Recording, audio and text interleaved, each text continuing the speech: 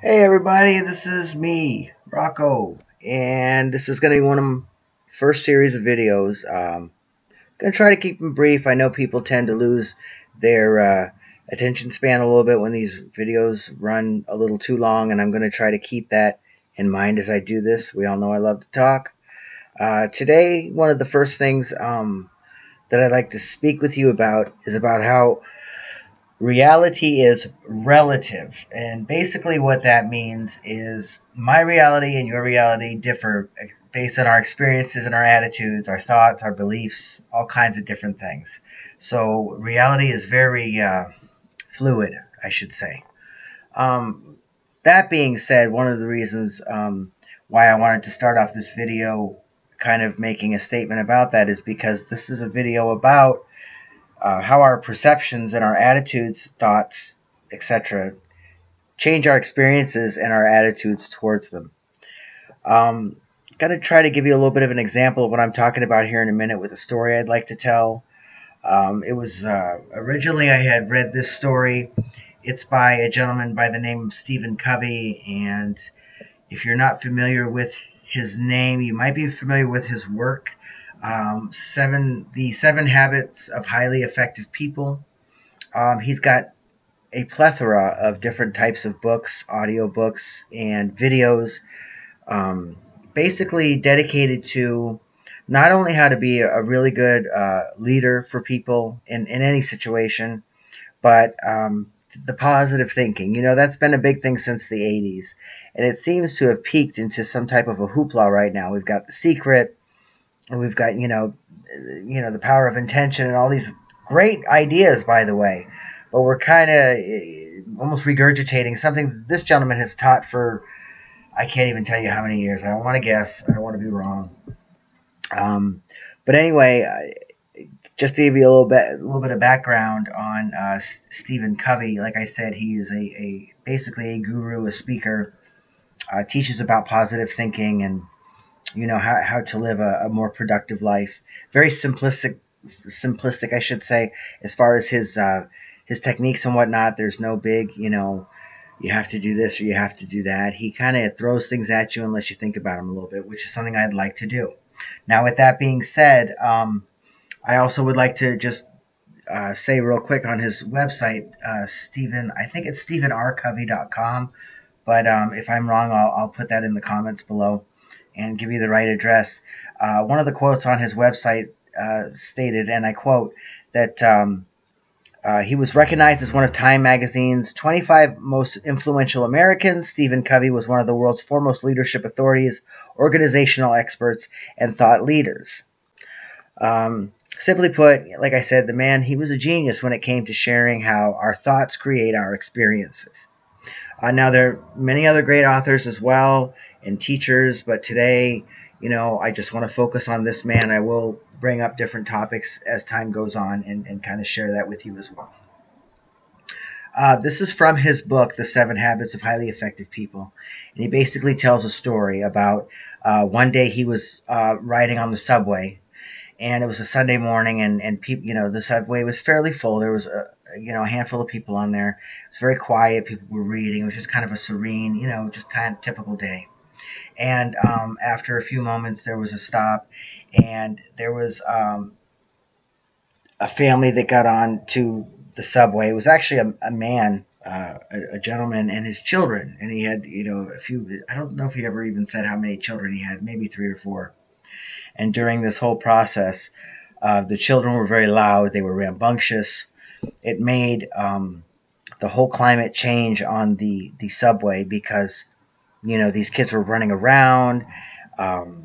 They were, just being loud, throwing stuff around, just really kind of seeming out of control.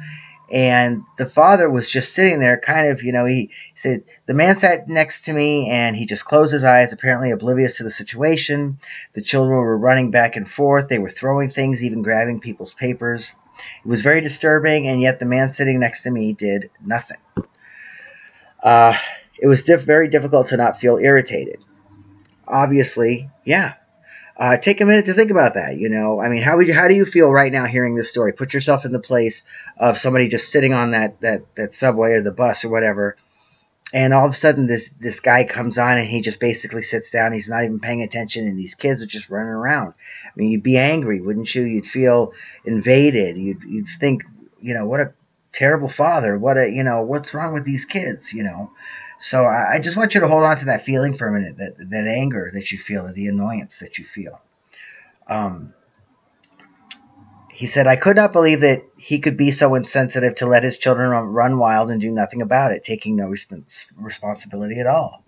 So finally he said to the guy, Sir, your children are really disturbing a lot of people. I wonder if you couldn't control them a little more. And with that, the man, he said, he lifted his gaze as if to come to a consciousness of the situation and said softly, Oh, you're right.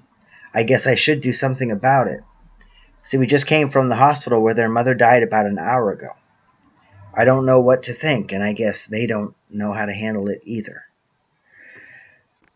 Now, how do you feel at this moment when you hear a little more background story about what really is going on here?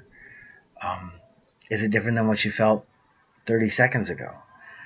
Instead of, for the most part, the majority of people at this point would feel sympathy, and they would feel maybe even a little guilty for being annoyed, and maybe feel like they'd want to help, or maybe be a little more patient with the man once they found out what had really happened. And the kids were basically acting out, and everybody was kind of in a daze and just kind of running on like autopilot.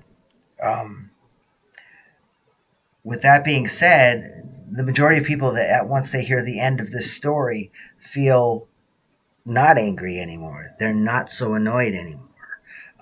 They kind of calm down and relax and go, well, yeah, blah, blah, blah. I mean, there's always going to be those few that are going to be like, well, he still should control his kids, and blah, blah, blah.